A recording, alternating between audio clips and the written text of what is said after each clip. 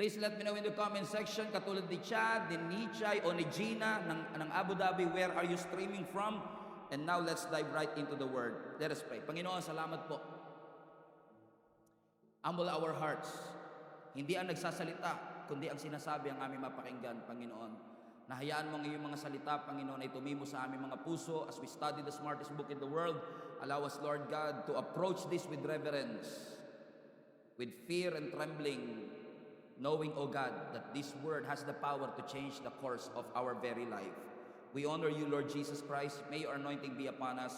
In Jesus' mighty name we pray. Everybody shout, Amen.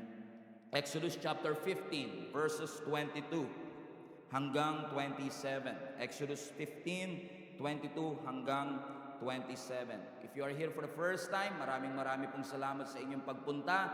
Kung second time nyo na, 2 years, 20 years, especially those who have been a part of the church for so many years, maraming po salamat for continuously praying and supporting for the ministry. Salamat po sa inyong lahat. Exodus 15:22. Are you there? Put in the chat, I'm here. Then Moses led the people of Israel away from the Red Sea, and they moved out into a desert of Shur. They traveled in this desert for 3 days without finding any water. Bear that in mind. When they came to an oasis of Mara, the water was too bitter to drink, so they called the place Mara, which means bitter. Kaya si Mara, mapait ang karanasan compare kay Clara. Kasi ang ibig sabihin ng Mara is actually bitter. Natawa kayo, totoo naman yun eh. Oo, yung natawa lang yung nakaabot kay Judy Ann tsaka kay Gladys, no? Kung hindi nyo na naabutan si Judy Ann at Gladys, Gen Z na kayo. Okay? 24 rather.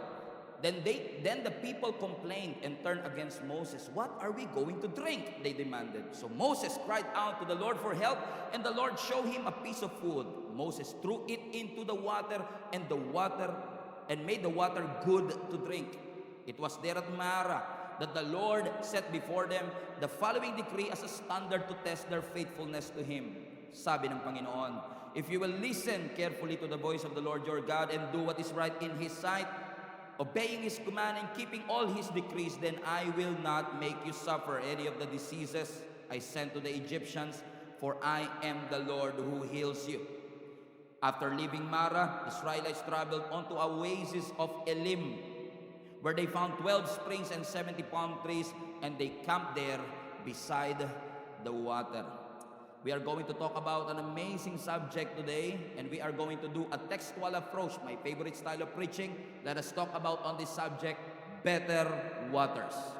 Better waters. Everybody say better waters. Amen. This is all about the story of the nation of Israel nung pinalabas sila ng ating Panginoon mula sa pamamahala o pagkaalipin ng mga taga-Ehipto. Kung hindi po ninyo alam ang istorya, ang bansang Israel po ay inalipin for almost 11 generation. 430 years of slavery. Lolo nila slave, tatay nila slave, sila ay slave, at ine-expect nila sa future, sila at kanilang magiging anak ay mananatiling alipin. But God, through His grace and His mercy, ang sabi ng Bible, yung hinaing ng nation of Israel ay nakarating sa trono ng Ama. At nung nakarating yung throne nila sa throne ng ating Panginoon, dininig ng Panginoon ang kanilang mga panalangin at pinalaya sila ng Panginoon miraculously. The whole nation of Israel was miraculously delivered after 430 years of slavery. Hindi pumayag ang ating Panginoon na yung bansang may purpose, yung bansang hinirang niya ay manatiling alipin for more years. Sino ang ginamit ng Panginoon para palayain ang bansa? Si Moses na kanilang leader. Isang murderer on the run, nagtatago sa desert of Midian dahil nakapatay ng isang Egyptian. Pero siya pa rin ang tinawag ng Panginoon nung na-encounter niya ang ating Panginoon sa burning bush. Kung saan na-fascinate, very interesting sa kanya, sapagkat yung punong ito na umaapoy pero hindi nasusunog. At nagsalita ang Panginoon na sabi ng Panginoon kay Moises, ikaw ang aking hinirang para pangunahan ang paglaya ng aking bansa mula sa dekada at century na pagkaalipin. Isa lamang itong katunayan, mga kapatid, na kapag ikaw ay inanoint ng Panginoon, kapag ikaw ay inappoint ng Panginoon, it doesn't matter who likes it, it doesn't matter who supports it, It doesn't matter who agrees with it. Kapag pinili ka ng Panginoon, walang makakahadlang sa pagpili at pagtawag ng Panginoon sa iyong buhay. Hindi lahat ng tao matutuwa sa pagtawag ng Diyos sa iyong buhay, pero kung tinawag ka ng Panginoon, it doesn't matter who is against it because your God is on your side. And God does a miraculous thing for them. After more than 10 generations, almost 11 generations, they finally made it outside the slavery of Egyptians. Unfortunately, hindi pa sila dumiretso sa Promised Land. Ang journey that is supposed to be an 11 days, inabot ng 40 years. Sabi ng scripture, yung nation of Israel, paglibas nila ng Egypt, napunta sila sa wilderness, they traveled, they ran away, natauhan ng mga Egyptian. Sabi nila, bakit natin sila pinakawalan? Kinausap ng paraon, ng presidente ng Egypt, ang kanyang 600 best chariots, habulin uli natin sila. Ang mga Israelites is on the run, led by Moses, who is also on the run. And then, naka-encounter sila ng dead end, the Red Sea, Exodus 14. Nung sila ay nasa Red Sea na, nagpapanik ang mga tao kasi nakikita nila sa likod, ang mga Egyptians ay hinahabol sila. Labanan ito ng nakapaa at nakakabayo. Wala silang kalaban-laban. Pero hindi alam ng mga nation of Israel, kakampi nila ang ating Panginoon. And God does another miraculous thing. Pinart ng Lord ang Red Sea. Hinati niya ang dagat at ang nation of Israel ay nakalakad on dry ground. At nung lumalakad ng nation of Israel, almost 1 million Israelites have been walking on dry ground. Nung lahat sila ay nakatawid na, hinabol sila ng mga Egyptian at nilunod ng Panginoon ang lahat ng Egyptian chariots. Binalik ng Panginoon ng tubig at lahat ng mga Egyptian chariots na ito ay nalunod. Sino nga naman ang hindi ma-amaze sa isang napakalaking milagro na hanggang ngayon pinagdedebatihan pa rin kung gaano ito katotoo. This is too good to be true na maraming tao ang skeptical. Paano ginawa ito ng ating Panginoon? But these people who have experienced the miracle of the Lord have been celebrating. Pag-turn mo ng Bible mo sa Exodus chapter 15 verse 1, ang sabi ng scripture, after the miraculous thing that God did in Exodus 14, in Exodus 15, all of them are celebrating the goodness of God. Gumawa si Moses ng isang kanta, sinayawan ni Miriam na kapatid niya na prophetess, sumasayaw siya gamit ang tambourine. They were all singing, they are all worshiping, and they are all celebrating the faithfulness of their God. Bakit? Kasi nilabas sila ng Panginoon sa Egyptian slavery. Finally, wala na sa kanilang anino ang mga taga-Ehipto. And all of them were celebrating. All of them were singing songs of praise, lifting up the name of Jesus, lifting up the name of the Lord, and singing about the faithfulness of their God. Pero yung celebration hindi tumagal. Pagkatapos ng kanilang celebration, nag-travel ulit sila. Pagtapos ng 3 araw, naka-encounter sila ng another challenge. Naka-encounter sila kung saan for 3 days wala silang makitang inumin. Nasa desert sila, under extreme heat, pero wala silang makitang tubig. As sabi ng verse 22, then Moses led the people of Israel away from the Red Sea, and they moved out into the desert of Shur.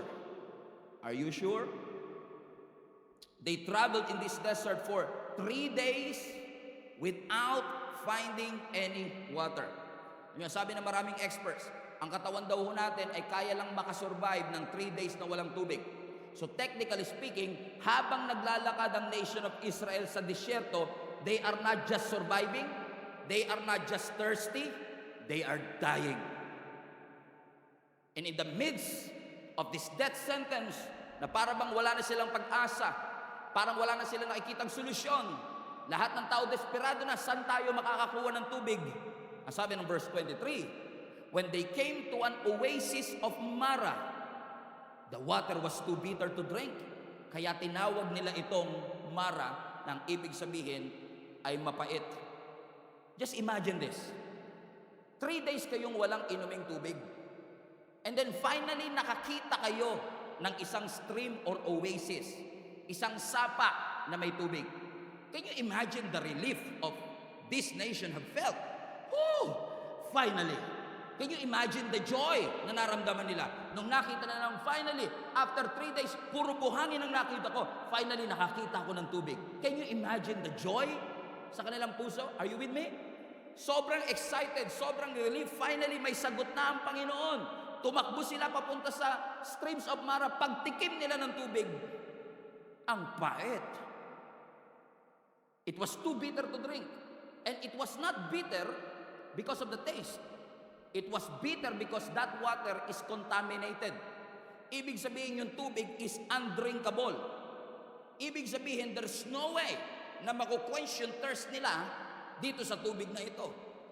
But to be honest with you, kahit mapait yung tubig, di ba mai-expect mo, parang masasabi mo pa rin na, at least, kasi pinanalangin nila magkatubig eh. Kasi kung titignan mo ang konteksto, galing sila sa walang tubig, ngayon may mapait na tubig.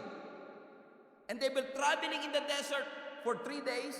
They are looking for water in the wilderness. By the way, looking for water in the wilderness is almost an impossible mission. Amen? Pag nasa wilderness, mahirap mag-expect ng streams.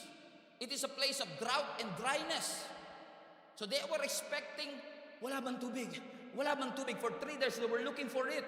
Yung mga anak nila nauuhaw na, yung baon nila naubos na, and for 3 days, they are looking for water. Pwede nyo ba akong pansinin ng konti? Tango lang kayo, okay na ako doon.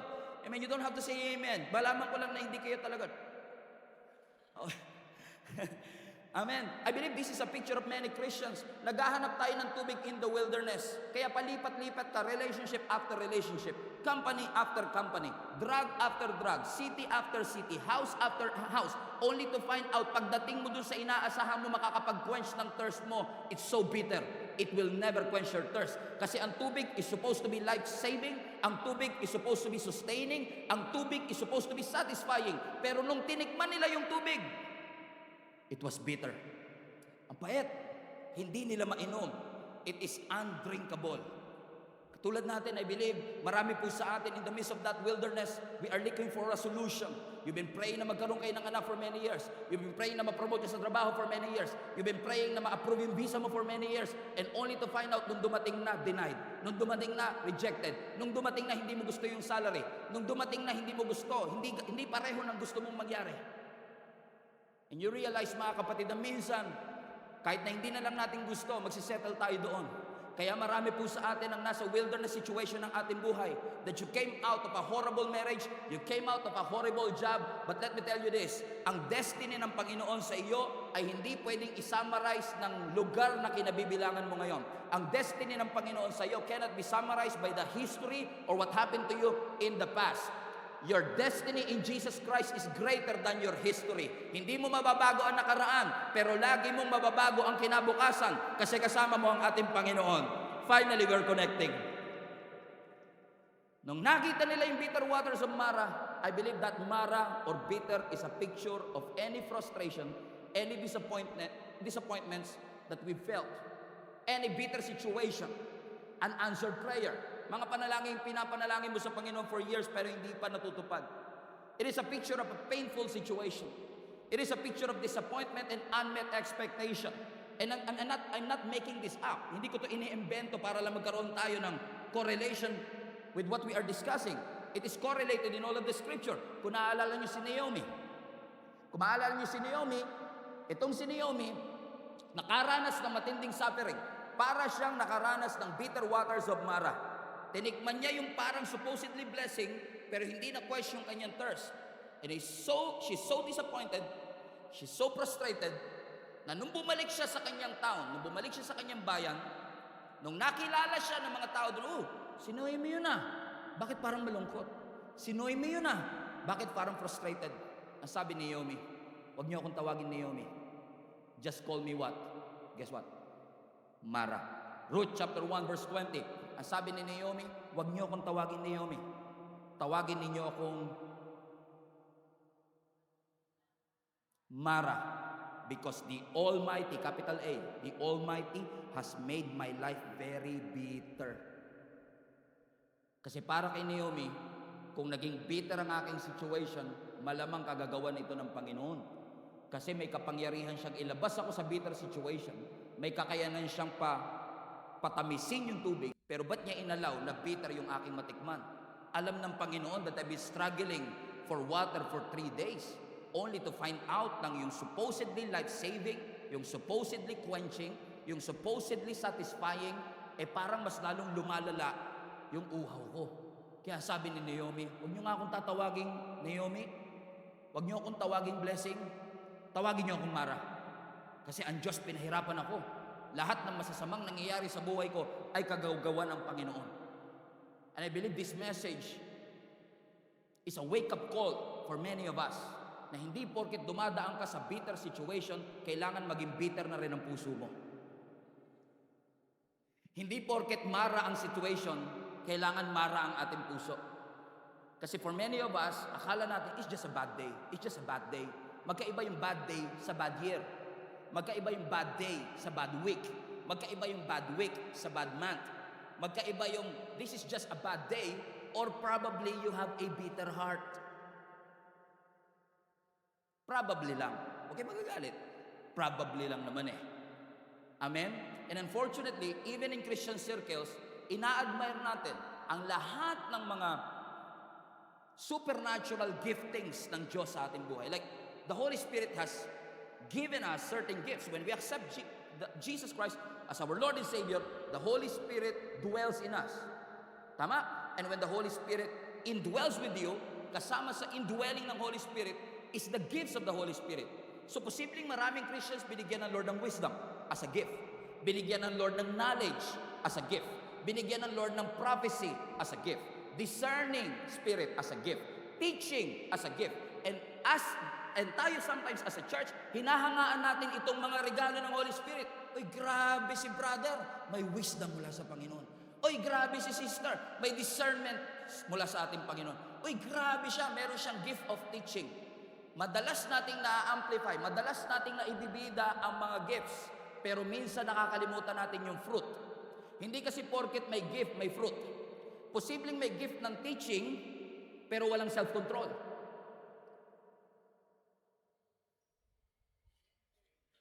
Posibleng may gift ng prophecy, pero walang patience. Hinahangaan, uy, grabe yung pastor namin. May gift ng discernment, grabe yung leader namin sa lingkap. May gift ng encouragement, pero may self-control din ba? May patience din ba? May kindness din ba? Let us desire both. Kasi sometimes ang mga situation ng ating buhay is affecting our heart. We are not supposed to be a bitter Christian. Because bitter Christian is actually an oxymoron. Pag sinabi mong oxymoron, dalawang salitang hindi mo pwedeng pagsamahin. You cannot be a Christian and stay bitter. Ang pait ng usapan naman natin, pastor, no? Okay, I understand. Sino sa inyo naniniwala mahal kayo ni Lord? Mahal din po ba ng Panginoon yung katabi nyo? Kanan man yan o kaliwa? Yung iba naman, patay ako, pastor, minahal ko na to. Mahal tayo ng Panginoon, but probably, mahal ka ni Lord. God loves you, but your heart is bitter. Mahal ka ng Diyos, pero may inggit sa puso mo. Mahal ka ng Panginoon, pero may galit sa puso mo. Mahal ka ng Panginoon, pero nandun ka nagdudwell sa bitter waters of Mara. And that bitterness is robbing you of an opportunity. Imbis na nagpapalago ka sa Panginoon, iniiwasan mo siya kasi may bitterness ka sa iyong puso. And by the way, ang bitterness is prolonged anger. Nagsimula sa galit, naging puot. It is unresolved hurt. Nasaktan ka, na-offend ka, hindi mo dinil. And because of that, nagalit ka, at hindi mo rin sa totoo lang, hindi mo rin alam kung ba't ka galit. Marinig mo lang ang pangalan niya, kumukulo na ang dugo mo. Makakita ka lang ng nag-holding hands. Kayong dalawa, lumayo-layo nga kayo rito, ha? Wala akong sa mood ngayon para magmahal. Kayo mga lalaki, pare-pareho lang talaga kayo. And you don't realize that that bitterness in your heart, that place of Mara in your heart is robbing you of an opportunity to be grateful, opportunity to have a perspective that God loves you, that God cares for you.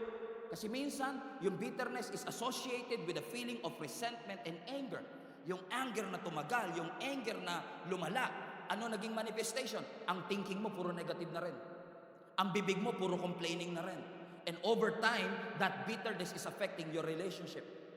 Alam niyo po, ang bitterness parang vampira. Hindi ako naniniwala sa vampira. Pero ang bitterness parang vampira. Sinisip-sip niya ang buhay sa'yo. And every time you allow that bitterness to dwell in your heart, or for the sake of our text today, nananatili ka doon sa bitter waters of Mara. You need water, pero that water that you are drinking is from a contaminated well. And your heart is bitter. And you're always offended. And you're always hurt. But you have to realize something. That bitterness is eating away the vitality of your heart. Kinakain niya po ang passion mo, ang gigil mo, ang pagmamahal mo para sa ministeryong pinagkaloob ng Diyos sa iyo. Yung bitterness at yung galit na yan is destroying your testimony. It is destroying your focus. Pastor, hindi mo alam kung anong ginawa niya sa akin. It's so wrong on so many levels. Hindi ko ito mapapalagpas. Kaya kahit anong preaching, kahit anong Bible verse ang mabasa mo, you just cannot let it go. Why? Because the situation, the offense, the frustration, the suffering, hindi na lang nasa labas. Nasa puso mo na. Ininom mo na yung bitter waters of Mara. Paano nga ba natin malalaman kung ang isang tao ay bitter? By the way, pinag-uusapan natin to para may ma-preach kayo sa iba. Kasi kayo, perfecto kayo no? Walang bitter dito. Right? Okay? Pag-aralan nyo yung pinipreach ko para ma-preach nyo mamaya sa nanay nyo, sa nanay, bitter ka. Sabi ng nanay mo, paano mo nalaman na bitter ako? Paano nga ba natin malalaman na bitter ang isang tao? Alam nyo, paano nyo malalaman kung ano? Malalaman nyo yung pagkausap nyo. Kaya ang magandang challenge, paano ko malalaman na bitter ako? Check your mouth. Because out of the abundance of the heart, the mouth will always speak. Listen to me. You can smile all you want, but you know that hypocrisy is in your heart. Pwede kang ngumiti buong araw, pero nasa puso mo paghihigante. Pwede kang nakangiti, pero sa totoo lang, hindi ka pa nakaka-move on.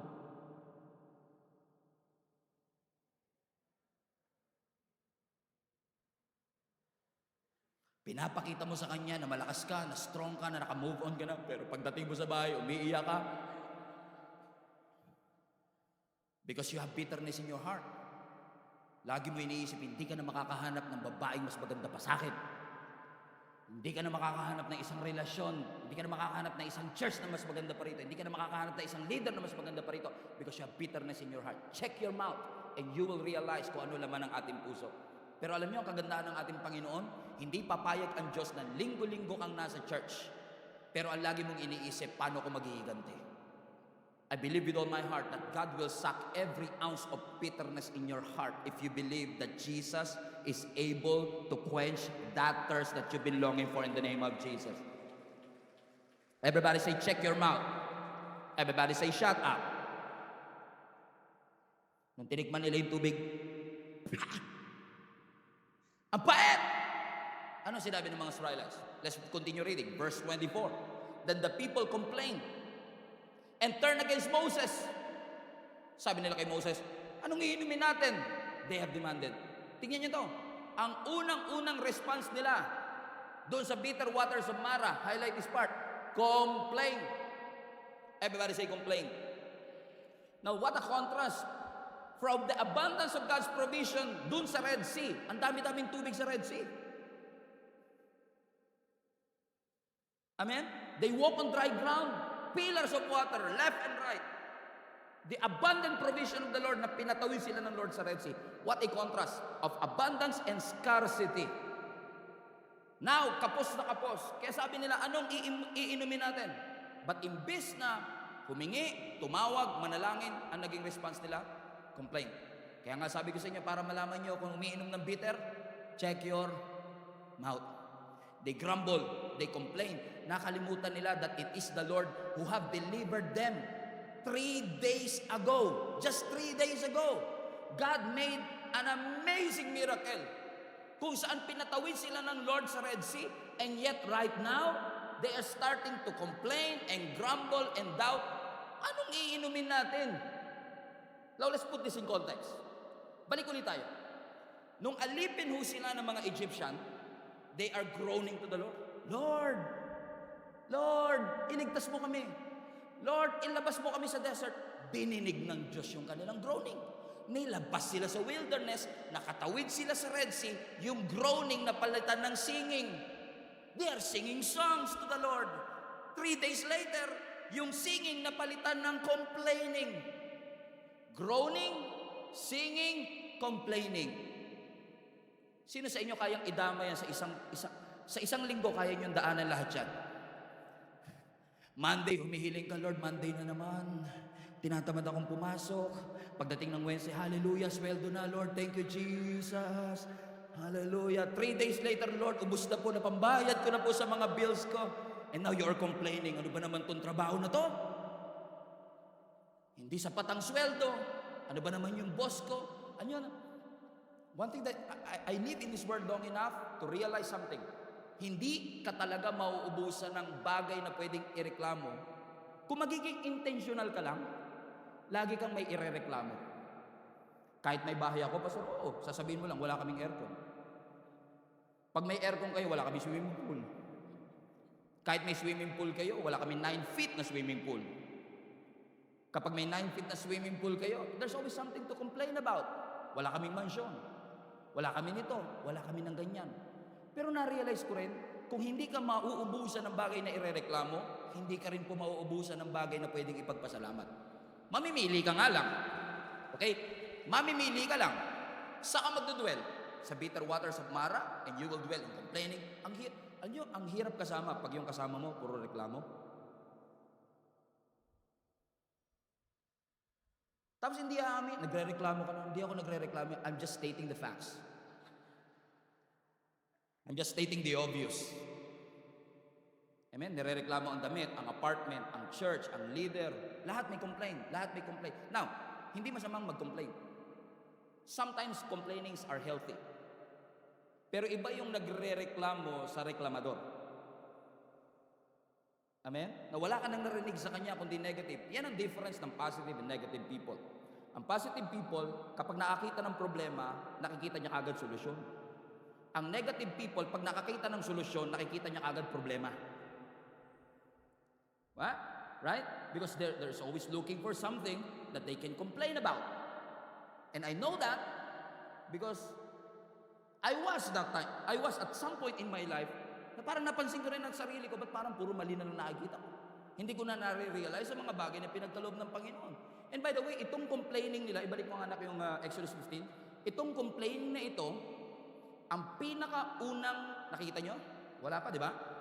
Okay, ang pinakaunang pagrereklamo ng nation of Israel nung nasa wilderness sila.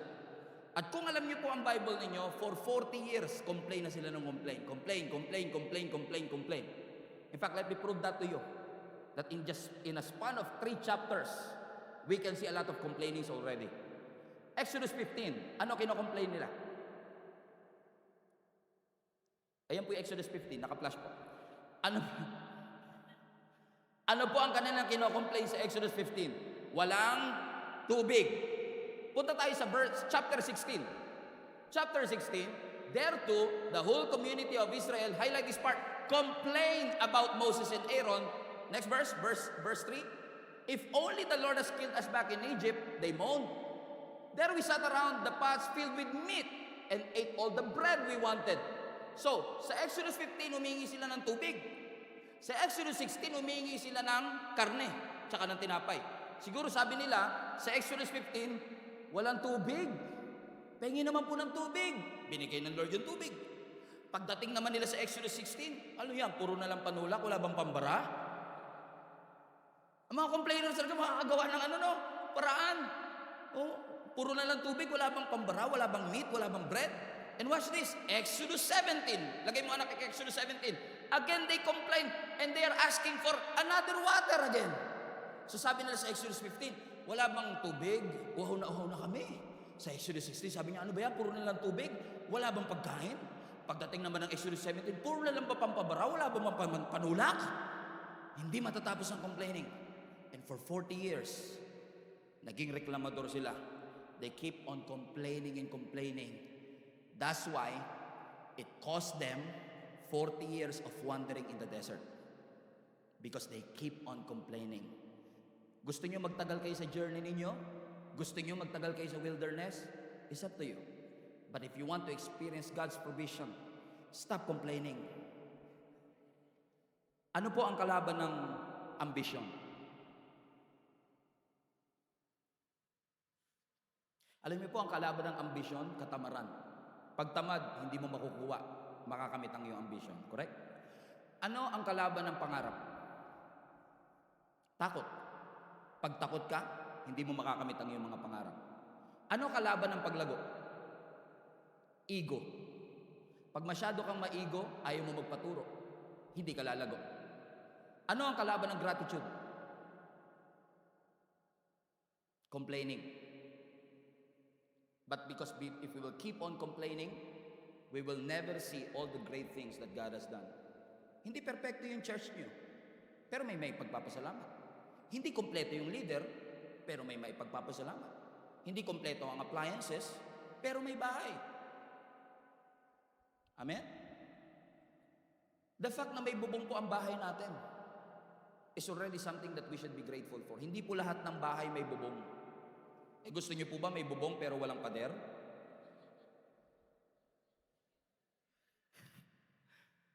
High-tech to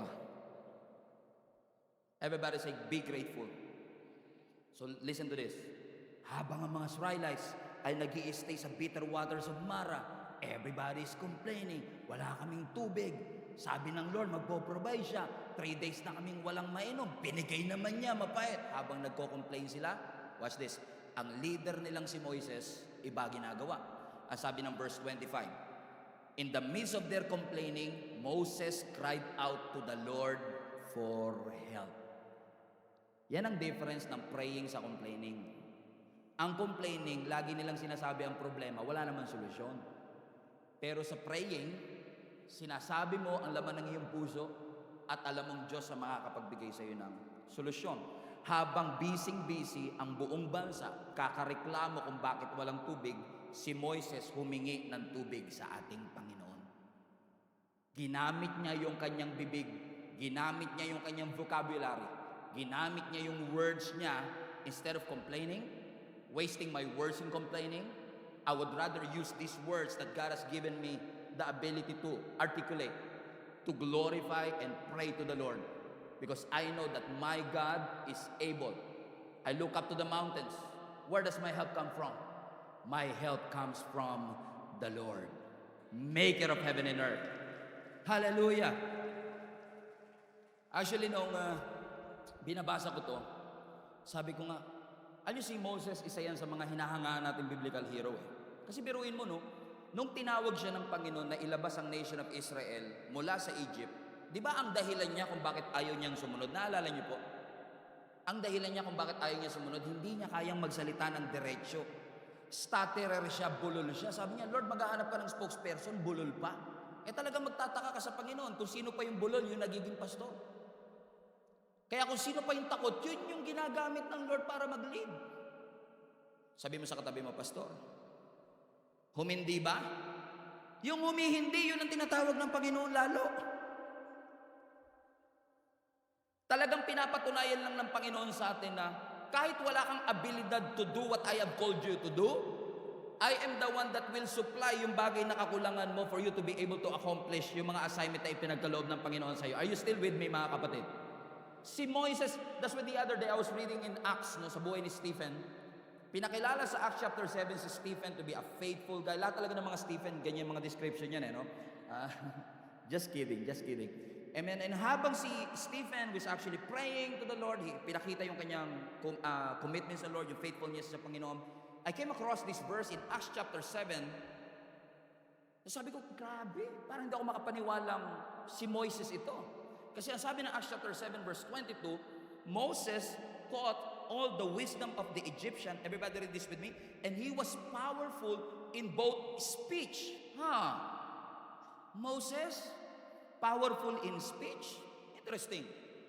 Ang alam ko kay Moses, he don't know how to speak. Pero bakit nung si Stephen nagre-recite niya, sabi niya, I know Moses. He is powerful in his words.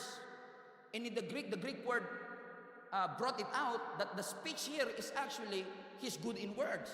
So maaaring hindi siya magaling sa public speaking, but he is good in words. And on that text that we've read, instead na gamitin ko yung words ko para mag-complain, gagamitin ko ang words ko para i-articulate ang aking panalangin sa ating Panginoon. In fact, si Moses ay isa sa pinakamagaling na poet. He wrote Psalms 90. Nung sinulat niya yan. Amen? He's good at, hindi siya magaling sa pagsasalita, but he's good in writing all of these things. So habang ang mga nation of Israel, ginagamit nila yung kanilang bibig, paano ako magrereklamo? Paano ako magrereklamo? Wala kaming tubig, wala kaming tubig. Ang sabi ni Moses, Lord, kailangan namin ng tubig. Ano ginawa ng Panginoon? Ang sabi ng verse 25 o 26, Moses cried out to the Lord for help, and the Lord showed him a piece of wood. Ang sabi ng scripture, he was shown a piece of wood, so Moses threw it into the water, and this made the water good to drink. So yung undrinkable, humingi siya sa Lord ng tulong, Lord, kailangan namin ng tubig. 3 days na po kaming naglalakad. We will not survive kung maglalakad pa kami for another day. God provided what? A wood. Amen? Sabi ng scripture, nung kinuha niya yung sanga ng puno, nilagay niya dun sa streams ng Mara, yung marang mapait, yung marang undrinkable, naging drinkable. Now, alam ko maraming pagtatalo ang maraming Bible scholars kung paano talaga ito nangyari. Sabi nila, may mga soft food, may mga tree ng soft food doon kasi ang mga soft food ay sumisipsip ng mga kapaitan o ng contamination ng isang ilog. But I don't think merong mga soft food tree doon kasi kung meron, hindi na siya mapait in the first place, right? Probably rin yung puno malayo. Pero alangan naman kinuha pa ni Moses yung buong puno, tas nilagay niya ron, at kung nilagay niya nga yung isang puno, kaya ba talaga ng isang punong siksipin yung lahat ng contamination? It is a miracle. Amen? Nagaling lang sa isang wood. Sige, sabihin na natin sa wood. Galing sa isang wood na tinapon niya dun sa bitter waters of Mara. Yung Mara na undrinkable, naging drinkable. And I believe with all my heart that that wood is a foreshadow of the cross. Because Jesus was crucified on a wood, on a cross. Paalala lang ng Panginoon sa bawat isa sa atin that just as the cross transforms the bitterness of our sin and gave us hope through the cross, that wood has given the bitter waters of Mara a chance to be drinkable. It is a picture and a reminder for all of us. Walang tubig na sobrang pait na hindi kayang tugunan ng Panginoon. Kailangan lang lumapit tayo sa Kanya at alalahanin natin ang finished work ng ating Panginoon. Si Jesus na namatay nilibing at muling nabuhay para sa atin. He was crucified for all our sins and He is here. The mission of our Lord Jesus Christ is to seek and to save the lost, to comfort the brokenhearted. So kahit gaano kabitter ang iyong puso, God, the Son of Man, Jesus Christ, came here, Isaiah 61, to comfort the broken-hearted. So if your hearts are crushed, if you are in a situation of frustration, if you are in a situation of sufferings in your life, let me tell you this, Jesus came here on earth to be that wood na kapag nilagay natin as part of our life, nilagay natin siya sa ating puso, kahit gaano kapait yung puso natin pag pinapasok natin ang kabutihan, ang grasya, ang mercy ng ating Panginoon, walang puso na sobrang pait na hindi kayang pagalingin ng ating Panginoon. Amen.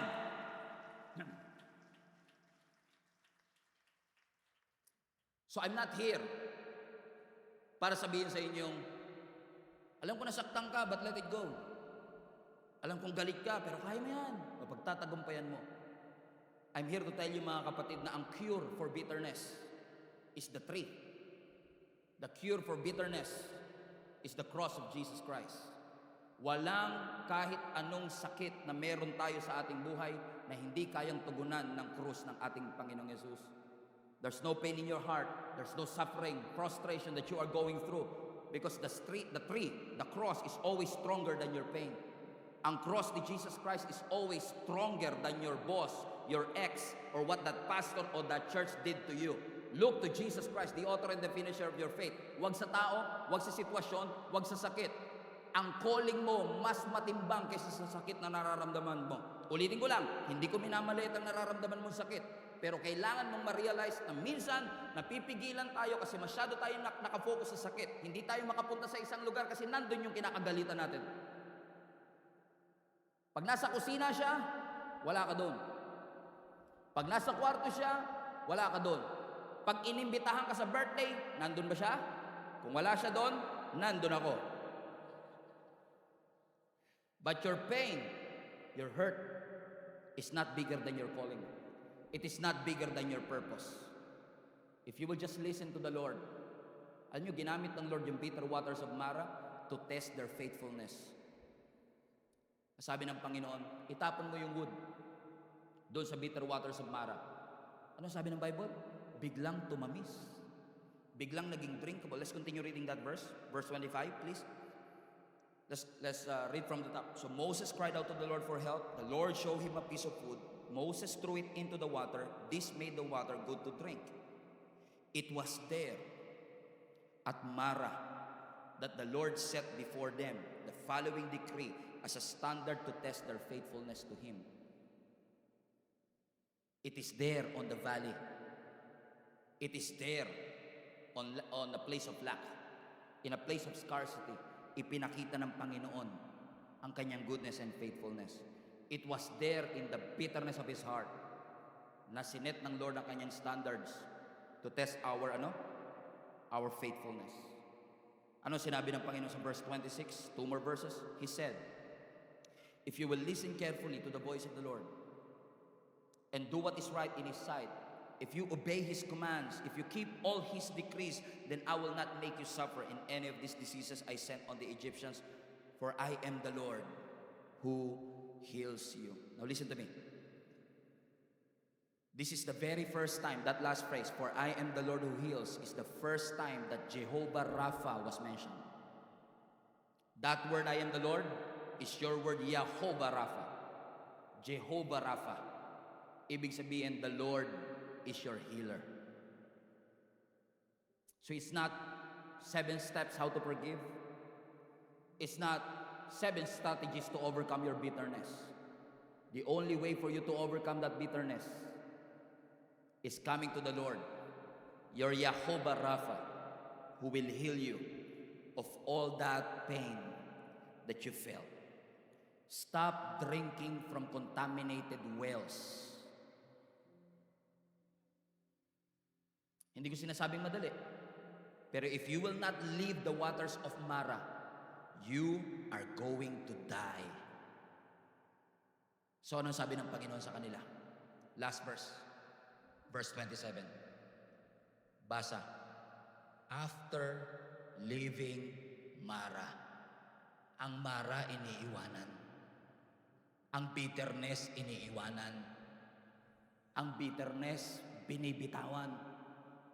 Ang sakit hindi tinatambayan. Nasaktan tayo. Offended tayo. Pero we will not stay offended. Offense is an event. Offended is a decision.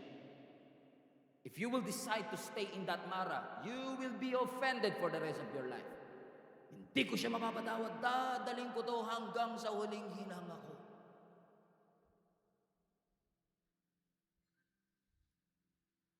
Over my dead body. Pero sabi ng Lord sa kanila, it's time. Alam ko matamis na yan, but it's time to leave Mara. Saan sila pumunta? After leaving Mara, the Israelites traveled on the oasis of Elim, where they found 12 springs and 70 palm trees, and they camped there beside the water. Oh, hallelujah.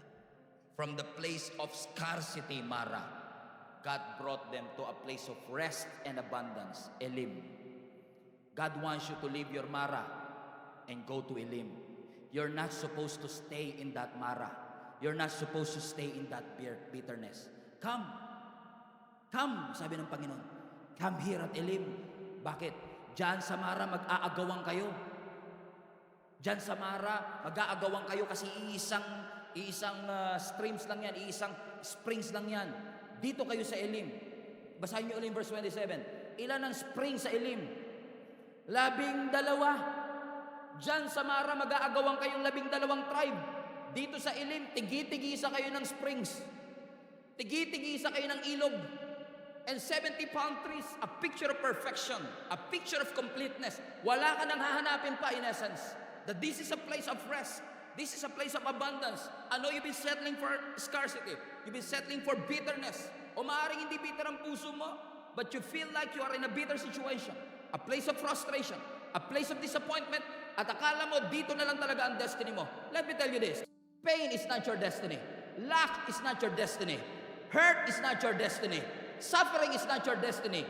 We may go through sufferings kasi dumaan sila sa slavery, dumaan sila sa wilderness, dumaan sila sa Mara, pero hindi doon ang kanilang final destination. Gusto silang dali ng Panginoon sa Elim, and eventually, gusto silang dali ng Panginoon sa Promised Land. Ang Mara hindi tinatambayan. Alam ko mahirap ang sitwasyon ngayon. Ang pait ng sitwasyon ngayon. Kulang na kulang sa sitwasyon ngayon. Nag-aagawan sa sitwasyon ngayon. Hindi mo alam kung saan makakakuha ng pambayad. Hindi mo alam kung paano maayos ang relationship ninyong pamilya.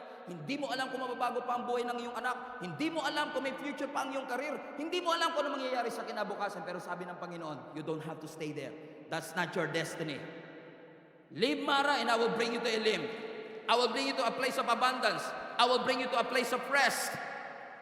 Would you be able, mga kapatid, to say, Lord, this is not my destiny. My destiny is in Elim. Hayaan mong ang Diyos ang maggabay sa'yo. Pastor, sarap pakinggan, pero paano? How would I go from a place of Mara into a place of Elim? Sabi ng scripture, the steps of a good man are ordered by the Lord. That's why trust in the Lord is very important. Hindi natin alam kung hanggang kailan tayo hahayaan ng Lord na magstay sa Mara. But allow the Lord to guide your steps. Hindi ka naman pinapatalo ni Lord. Hindi niya naman sinabing the lips of a good man are ordered by the Lord.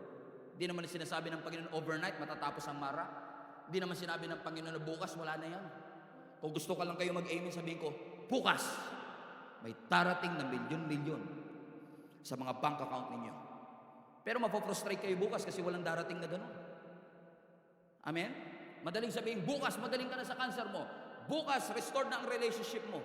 Pero what if, iaalaw talaga ng Lord na hanggang next year, nasa bitter waters of Mara ka? Ang challenge, will you still trust the Lord? That He is, in essence, ordering your steps. Because the steps of a righteous, the steps of a good man, the steps of someone who fears the Lord, ino-order ng Panginoon, ginagay ng ating Panginoon. Will you trust the Holy Spirit to bring you out of your Mara? I don't know who is this for. Pero naniniwala ako, hindi ka lang ng Diyos, hindi lang ng Diyos tatanggalin ang bitterness na meron sa puso natin. Posibleng yung bitterness na bunga ng bitter situation. Na naging bitter ka kaysa Panginoon. Nawalan ka na ng hope. You had hope, but you lost your hope. And now, hindi ka na umaasa magkakaroon ng solusyon. Elim is too good to be true. Elim is so far away. But with God on your side, naniniwala ko mga kapatid, God is able to bring you from the bitter waters of Mara. Okay, God is able to bring you from bitter waters to better waters. From bitter waters to better waters of Elim. Everybody stand to your feet.